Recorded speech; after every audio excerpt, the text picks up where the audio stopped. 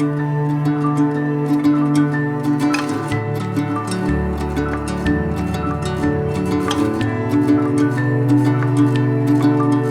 on from what happened on our epic winter challenge, today we are going to be learning about the bits of kit that were good, the things I would change and why. So there have been some lessons learned just from that alone. Obviously a lot of the stuff I tested was fairly new to me. Stick around to see what worked, what didn't and why. To start with, the hat that I took. Okay, so I chose to roll with a quite a traditional style woolly hat made of merino wool. That performed fantastically. Prowling Leopard knits. Okay, so there's a local lady called Beth here in the valley. Now you can see already it's incurred a bit of wear and tear. Functionality, it kept my head absolutely warm and toasty as can be. Hat wise, that was absolutely crucial. It scrunches down really quite small and it weighs next to nothing. The next thing I was wearing was my Commando headover, which will be in my bag somewhere. I had this at the ready and on the standby as well, and it's just a one singular piece of fabric in a sort of tube formation. So combining the two, if I needed to be, I was really quite roasty toasty. In addition to that, I had a set of North Face wind stopper gloves. These were brilliant and I was kind of 50-50 putting those on and off. They're not so great for bushcraft. Next up was the coat. Now I chose to go with this second-hand Columbia. This performed okay, it did fairly well. You've got vented arms and I could use it for stuffing my hands, stuffing things into my pockets. So this was handy for me. Now one thing I did notice, I held this up to the light. It has actually transpired that a lot of the waterproofing inside of this, even though I nick-waxed it before I left, would have actually let me down because it's broken up in places. So this coat has had its day. Now all that gapping inside there is where the membrane inside, the waterproof membrane, is breaking up. Okay, and it's not actually protecting me. I would change the coat. I wouldn't change the way that I used the coat. My gloves were kept lower down in these lower pockets at the bottom here, so they were really on standby. They're probably the first thing I'd want to be getting on, and then the hat, and then obviously the snood if temperature dropped that badly. So I was rolling with these Acelos Avalons, and they've performed remarkably well. They're still waterproof and they still have the Gore-Tex membrane intact. The super fine greasy layer of clay on the South Downs was quite quickly filling the treads on the boot completely, and so I really didn't have any traction going up some of the hills, combined with the weight, and I was overloaded for this challenge, and we'll look at where I was overloaded in just a bit. With every step on that substrate I was actually slipping slightly. My feet held up well, no blisters. I started to get hot spots, but no major blisters. And we'll have a look at the types of socks I was wearing in a moment.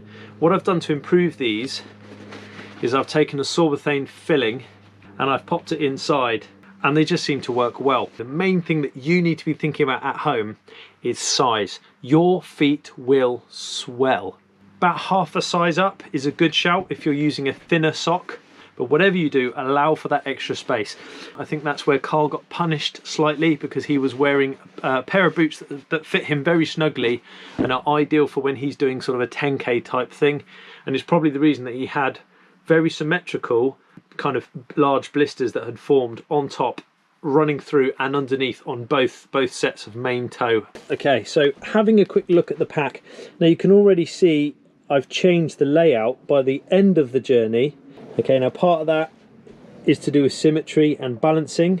You can see I've got my Gore-Tex trousers on one side here, bungeed on, and then I've gone and made some bungees here to hold on to the fly sheet for the tent. I've added on the addition of a 10-litre pouch for basic administration. Top flap functioned absolutely perfectly, and having the Camelback tube coming out here on the strap was really useful as well.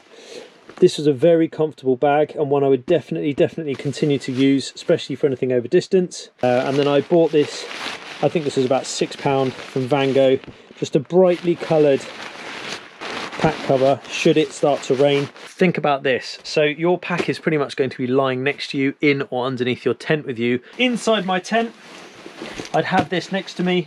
What I was doing was reversing the Bergen cover, So the Bergen cover was now over the back of the bag, and I could lay the Bergen down on its front here.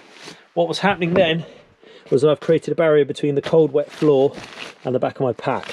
So as I was lying still in my tent, I could lean over and still access things from pouches and get to bits and pieces that I might need to. Now, this being the highest point away from the floor, this was the place to store all of my electronics. Things like my phone was actually in the hood of my sleeping bag with me inside a little electrics bag, but things like the GoPro and the GoPro batteries and the charger pack and all the other extra gubbins that I had to carry. So inside this pack on the outside edge, I had my roll mat. I'm going to try and get it out now, hopefully. Okay, and that slid in there pretty snugly. And if you remember, guys, this was the Berg house. This performed absolutely amazingly. I did not feel an ounce of cold. Being that this one is 63 centimeters, okay, across the shoulders, in a mummy style that kind of just tapers down, I'd happily sleep on the side of a glacier with this. The tent system I was using was, yes, it was fairly ultralight. Yes, it was very easy to deploy. The rain sheet let me down big time. There's now nothing inside this pack. The walking poles, which, to be honest, I didn't really use them for walking that much. I think maybe there's some practice involved there, because I'm told that these will really save energy. I just really wasn't getting the whole rhythm of it. If you use walking poles, let us know in the comments box below. If you know how much of an energy saver they are, I'd be interested to know what percentage that is. And the whole Nordic walking thing is very popular here in the UK. I think it's also pertinent that I make a quick mention to the map we used, because this was ultralight and saved a lot of weight. It's a Harvey's map, but it's made by a company called Splash Maps, who produce the entire route.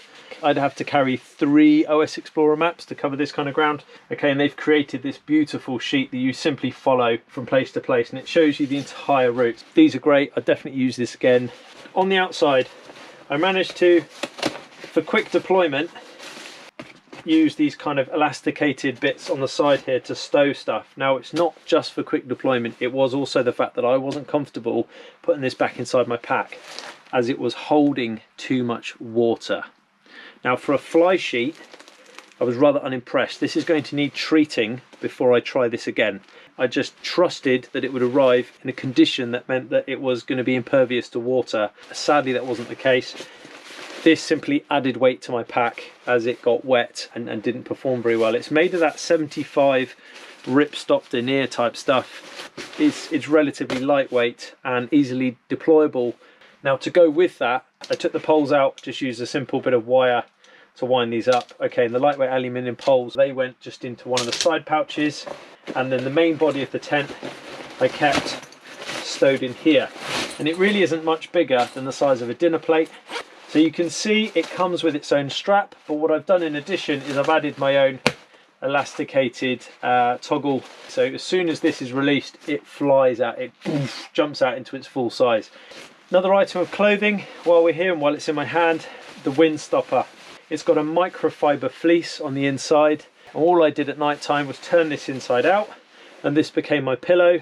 And in the daytime, obviously, I wore it as it should be worn, as a windstopper jacket. It's got all the pockets and bits and pieces on here you'd expect, and the ventilation inside the arms, and the kind of smock style split down the bottom here, which can be secured with a piece of Velcro.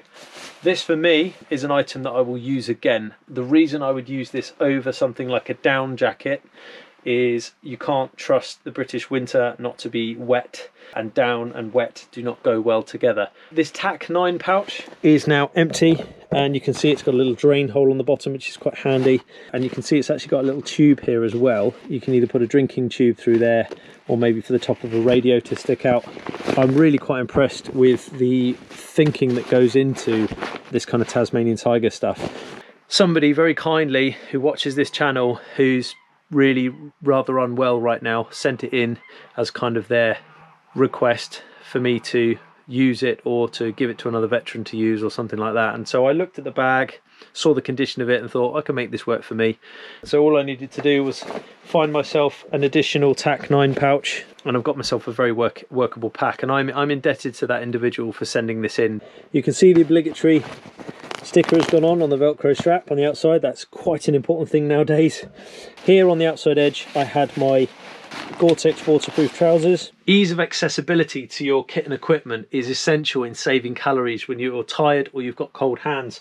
Using these kind of little loops made of elastic and having this toggle system makes things a lot easier when you're wearing bigger gloves and things. So these are the newer style Gore-Tex trousers from the British military, okay, with the elastic waist, the weatherproof zip, which means you can put these on without having to do the whole fitting into them dance. They have the Velcro down the bottom and were another useful item, so I'm going to put them to one side. There's a little side pouch here with an access point, and then you've got the larger zipped up sealed pouch and a couple of these clips over the top. So down here I decided to put all my cooking gear. Decided to keep things simple, put everything into one stuff sack, and so I went with gas bottle and pocket rocket. This kind of like small MSR combo go quite well together, and for about 4 days, okay, you can make this work quite well. And then inside of here it's just the usual teas, coffees, packets, sachets and a lighter. You don't really want to be stopping, lifting up your top cover, having to fish around for too much stuff, so having it down here in this side pouch is always quite useful. Now in here I had a 300 milliliter thermos flask for my nighttime routine, okay, and you can see there's the remnants of some food of which I took far too much.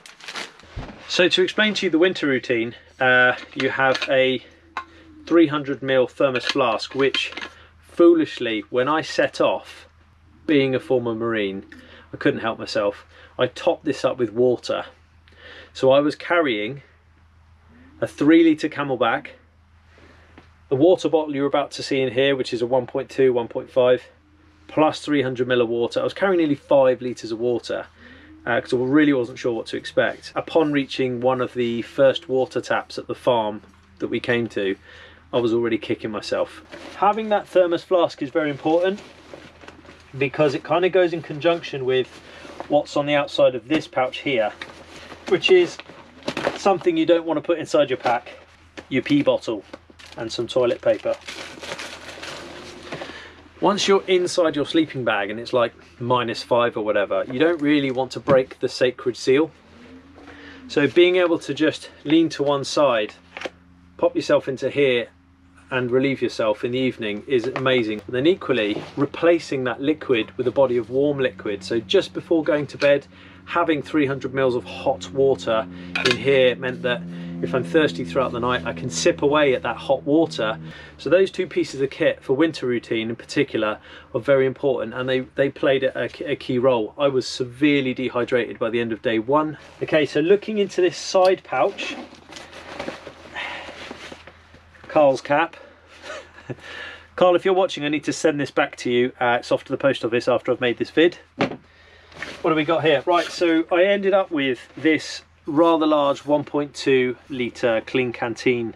Really, I could have done with my small 3/4 of a litre bottle, just to hold enough water to cook with, to have a cup of coffee, or to make a coffee to carry in here in the morning for breakfast. This was overkill, was too heavy. Next up is the Pathfinder School Canteen. This performed admirably and did rather well. Was made all the better by the fact that it has a lid, and with these little slots in here as well, okay, meant that I could easily leave my spoon in there and not worry too much about where my spoon is or what my spoon is doing. So that was another handy piece of equipment. Thankful I carried some spare tent pegs. Having not really used this exactly how many points I was going to need, it came with these like plastic ones that were kind of like this long, and I think they were about 8. So I had a good kind of 10 in here.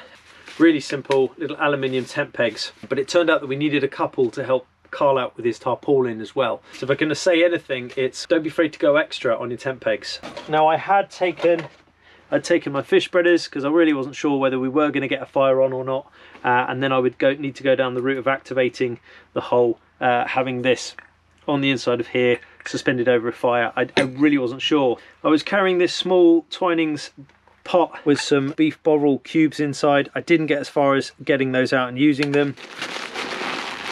Okay, so I've got my spare warm clothing. This is merino trousers and the top. So inside here, everything's been kind of sat down on, compressed. Okay, one thing I noticed as well is my military bags are starting to get holes in them, so I'm going to go out and get some brightly coloured ones, maybe some orange ones. So this was my personal admin pack. This was too much. I didn't need to carry all this. So I thought it'd be a better idea to buy smaller packs of baby wipes for cleaning, washing, you know, general hygiene. So there's 15 in each one of these. So I think I was carrying 3 packs. Guys, I barely went through 1 pack. I took antiperspirant as a bit of a luxury item. I didn't need to be carrying that. I did need to be carrying Sudocrem. It wasn't so much myself this time, but Carl was getting a bit of big boy rub between the top of his legs. Having 2 packs that look the same, you can end up wasting time and calories jumping into the wrong pack. I had a microfiber towel as I was anticipating getting very, very wet. That didn't happen. I did, however, use my quick and easy travel toothbrush, but that's one of the few things that did get used. Between that and some baby wipes, I didn't really use too much more. Last in this bag here in the main compartment was the down bag. The down bag and British military bivvy bag combo worked really well. I didn't feel an ounce of cold, and in fact I was sweating. But realistically what will happen as it's a down bag is it'll end up getting aired, put up on in this pack here so that the fibres and the down can loft. You can see the camelback. Okay, I went for the old school one I've had for a while. Okay, I've run that around the back there so it goes in. It goes out and then in, so that the tube is orientated. It's not a million miles away to go up to your mouth.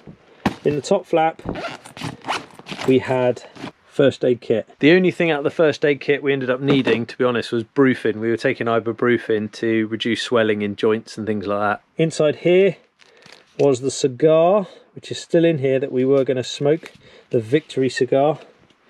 Okay, that can stay in there for now, for another day. Now this was my kind of emergency pack.